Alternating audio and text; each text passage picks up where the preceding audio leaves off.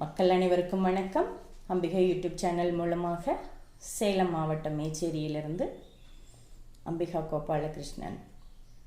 இன்றைய இனிய பதிவில் ஒரு நல்ல சுவாரஸ்யமான ஒரு விஷயத்தை தான் பேச போகிறேன்.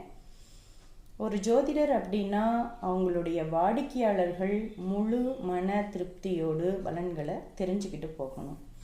அப்போ தான் நமக்கு அவங்களுக்கு வேலை செய்து கொடுத்த சந்தோஷம் இருக்கும், மனசு நிறைவாக இருக்கும்.